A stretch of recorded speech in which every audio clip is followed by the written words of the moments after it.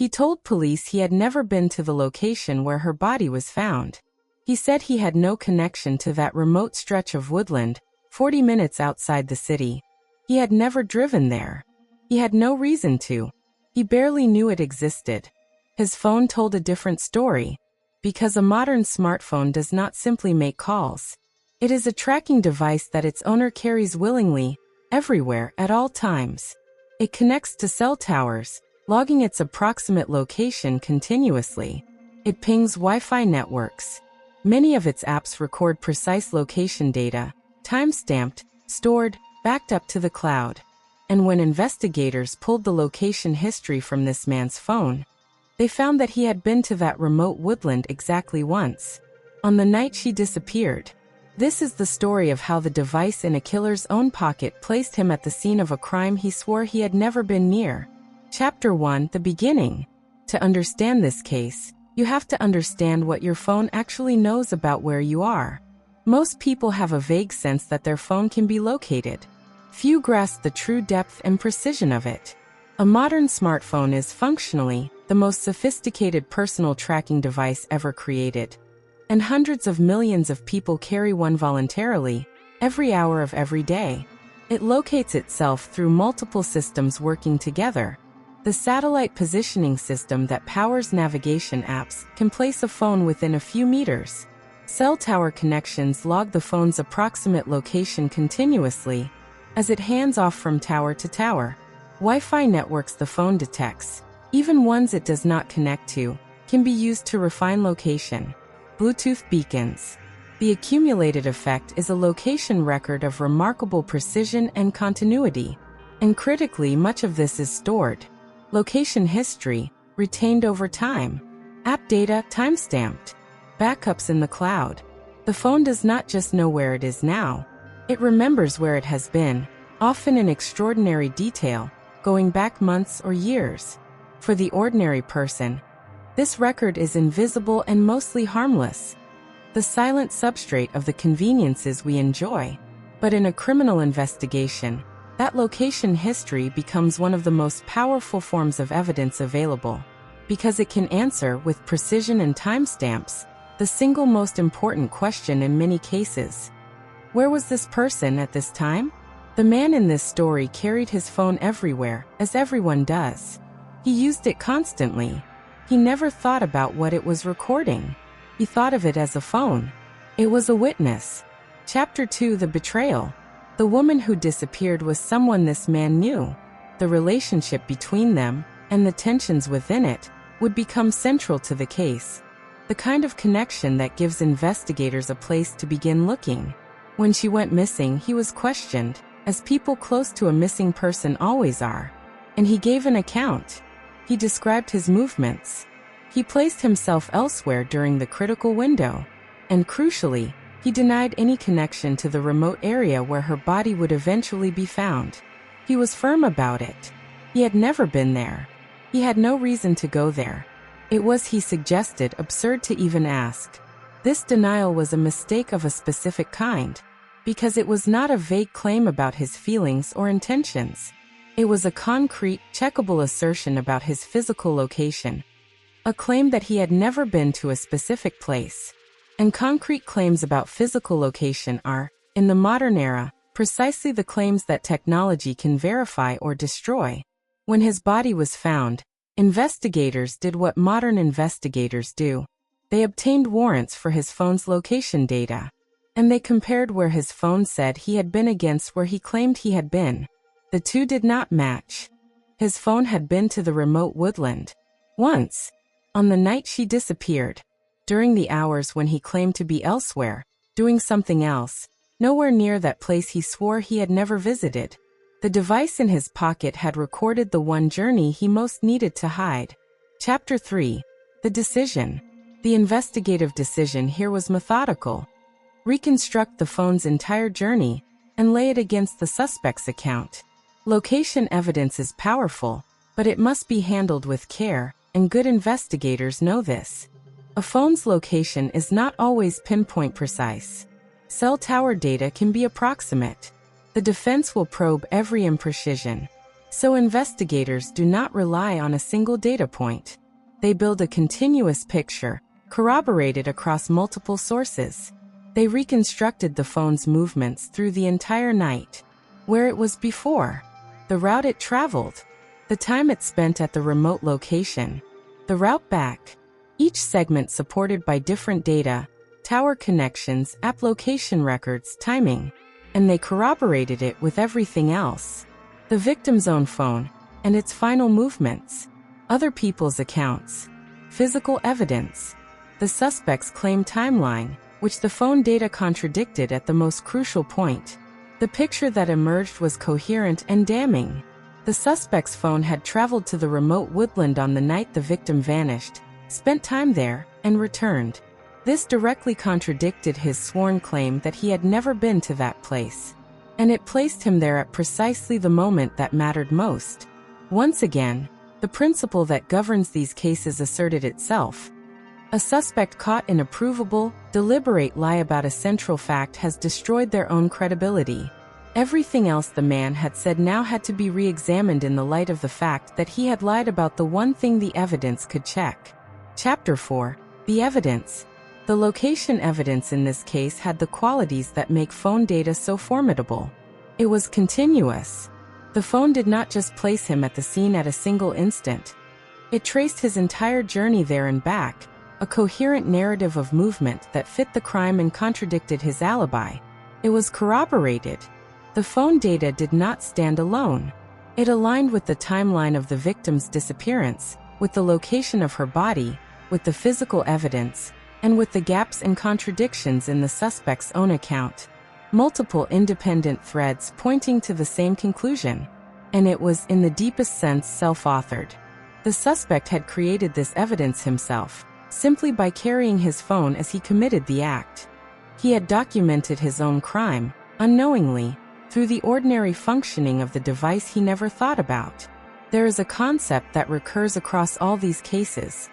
The difference between the evidence a criminal thinks about and the evidence they create without thinking. A person planning a crime thinks about fingerprints, about being seen, about physical traces. They may take precautions against all of these. What they do not think about, what almost no one thinks about, is the continuous, automatic, silent recording performed by the device in their own pocket. He may have been careful in a dozen ways. He may have avoided being seen, cleaned physical traces, constructed an alibi. But he carried his phone. And his phone recorded the one journey that undid all of his caution. The location data was, in effect, a map he drew of his own guilt, without knowing he was drawing it, using a pen he did not know he was holding. Chapter 5. The Justice. The case moved forward anchored by evidence the suspect had generated himself. There is a grim poetry to phone location cases that I find worth reflecting on. The smartphone is the most personal object most people own. It is with us constantly, in our pockets, on our nightstands, in our hands. It is, in a sense, an extension of ourselves. And it is precisely this intimacy, this constant presence, that makes it such a devastating witness. It goes where we go. It sees what we do. It records our movements with a fidelity no human companion ever could. And it does so automatically, indifferently, without any loyalty to the person who carries it. For the family of the woman who died, the location evidence provided what these families most need. An answer to the question of what happened, grounded in fact rather than speculation. The man who swore he had never been near the place she was found had, in truth, traveled there on the night she vanished. His phone said so. And his phone had no reason to lie. The broader lesson of this case is one that applies to every person listening who carries a smartphone, which is to say nearly everyone. You are carrying a witness. Right now, almost certainly, there is a device within arm's reach that is logging your location, recording your movements, remembering where you have been. You carry it willingly, for all the conveniences it provides. And for the overwhelming majority of us, its record will never matter. An endless, mostly boring log of commutes and errands and ordinary life that no one will ever have reason to examine. But that record exists. It is precise. It is stored. And it is recoverable.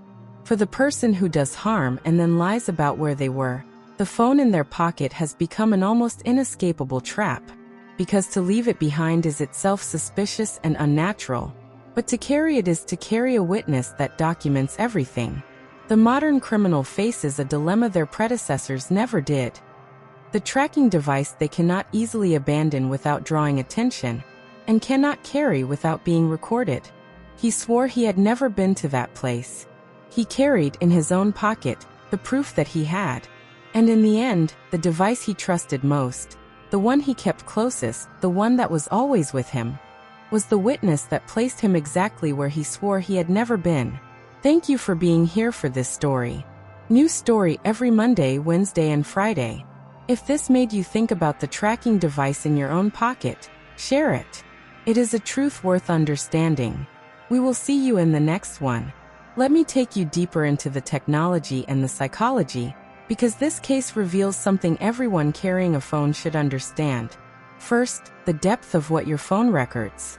Most people dramatically underestimate it. Your phone maintains location awareness through a layered system. Satellite positioning provides precise coordinates when you use navigation or when apps request your location. But even when you are not actively using these features, your phone is constantly connecting to cell towers, and each connection reveals your approximate position. As you move, your phone hands off from tower to tower, and this creates a continuous trail of your movement through the world, logged by the network. Beyond this, countless apps request and store location data. The weather app that shows your local forecast. The map app that remembers where you parked. The social media app that could tag your location. The fitness app tracking your run. The shopping app finding nearby stores. Each of these, with permission you likely granted without much thought, records where you are and when. This data is often stored not just on your phone but in the cloud, backed up, retained according to policies almost no one reads. The accumulated result is a location history of stunning detail. In many cases, investigators can reconstruct not just that a person was in a general area, but their specific path, the time they spent at each location, the route they took, and the speed at which they traveled. The phone does not merely place you somewhere. It narrates your movement. Now consider the psychology of the person who lies about location, because it reveals why these cases recur. When a suspect denies having been somewhere, they are relying on an old intuition. The intuition that location in the past was ephemeral. For most of human history, where you were at a given moment left no automatic record. Unless someone saw you, unless you left a physical trace, your presence somewhere simply vanished into the past, unrecoverable. A person could truthfully or falsely claim to have been anywhere, and there was often no way to check. This intuition is now catastrophically wrong, but it persists, because human instincts change more slowly than technology. The man in this case denied being at the woodland with the confidence of someone operating on the old assumption that his presence there had vanished, that no record existed, that it was his word against nothing. He did not update his intuition to account for the tracking device in his own pocket. This is the recurring failure at the heart of so many of these cases. The criminal thinks in terms of the old world. Physical evidence, eyewitnesses, traces that can be cleaned. They do not think in terms of the new world. The continuous, automatic, digital record generated by the devices woven into their lives. They plan against the threats their parents' generation faced, and they are undone by the threats their own generation created. Let me also address the care these cases require, because responsible investigation demands it. Location evidence, powerful as it is, must be interpreted correctly. Cell tower data indicates which tower a phone connected to, which suggests a general area. But towers cover ranges, and the precise location within that range requires additional analysis. Satellite-based location is far more precise, but is not always available for every moment. Timestamps must be verified. The analysis must account for the specific technologies involved and their specific limitations. Good investigators and honest experts acknowledge these limitations. They do not overclaim. They build their conclusions on the convergence of multiple data sources, on continuous movement rather than isolated points, on corroboration with other evidence. The defense rightly scrutinizes every technical claim. And this is as it should be, because the power of location evidence to convict demands that it be held to the highest standard of accuracy.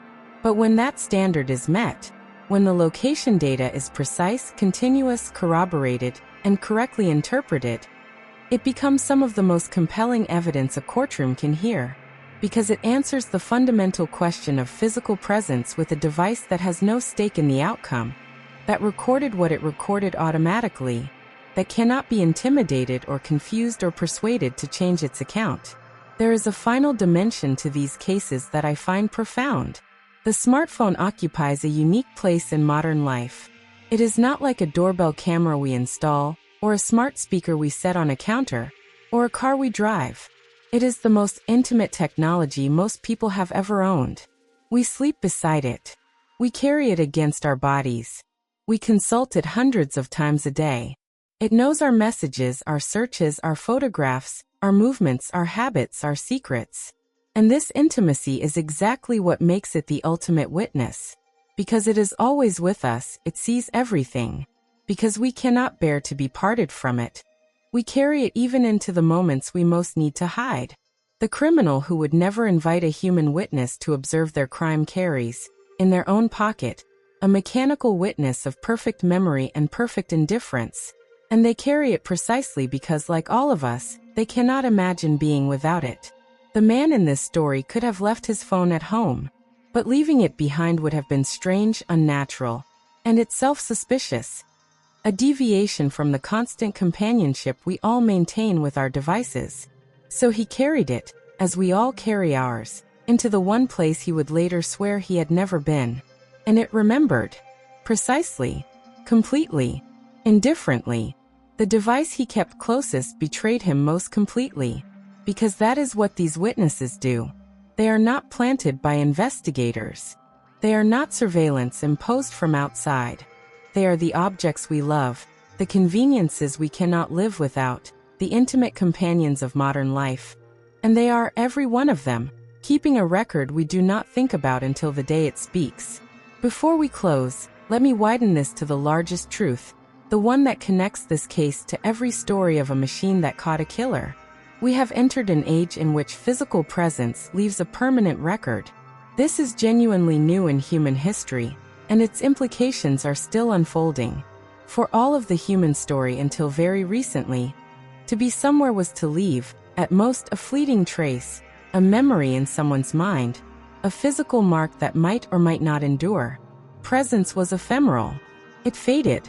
And this ephemerality was woven into how humans understood privacy, secrecy, and the possibility of hidden action. That age has ended. Now, to move through the world carrying a phone, which is to say, to be a normal person in modern society, is to generate a continuous, precise, permanent record of your location. Your presence no longer fades. It is logged, time-stamped, stored, and recoverable. Where you are becomes a fact that persists, potentially forever. For the honest, this is a strange but largely benign reality. Your location history is a diary of ordinary movement that will almost certainly never matter to anyone. And on the rare occasion it does matter, it is far more likely to protect you than to harm you. Confirming your alibi, proving you were where you said you were, clearing you of a false accusation. The innocent are served by the truth, and location data is above all a machine for producing truth about presence. For the person who would do harm and hide it, this new reality is a slowly closing trap. The privacy of movement that criminals relied upon for all of human history is gone, replaced by the tracking device that modern life makes almost impossible to abandon.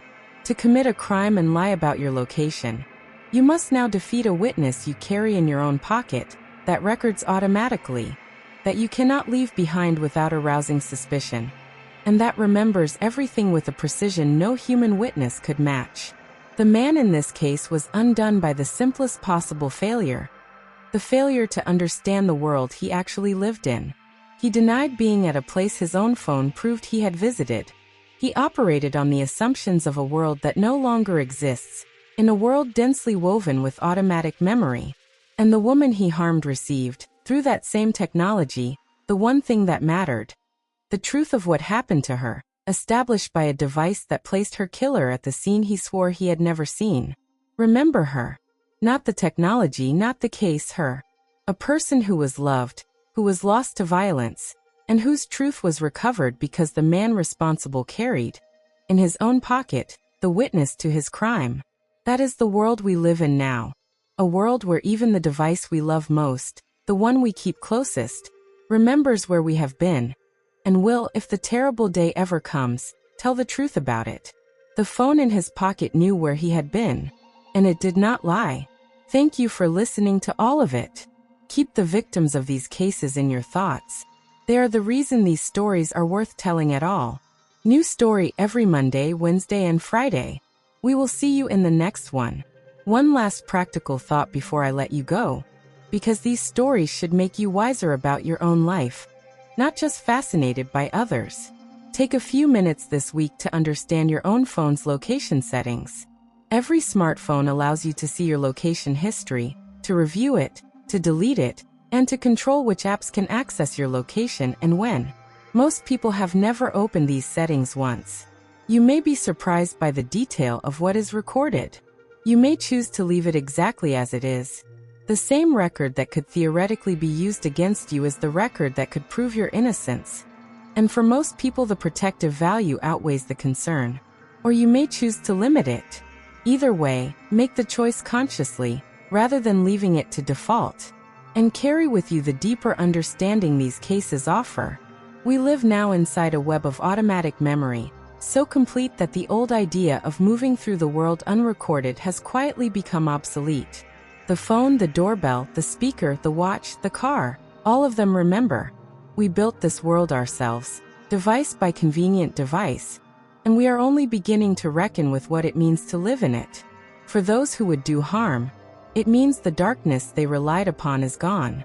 For the rest of us, it means the truth is harder to bury than it has ever been. A fact that should trouble the guilty and reassure the innocent. The device in your pocket is a witness. For most of us, it will only ever testify to the ordinary truth of an ordinary life. But it is always watching, and it never forgets. Thank you for being here.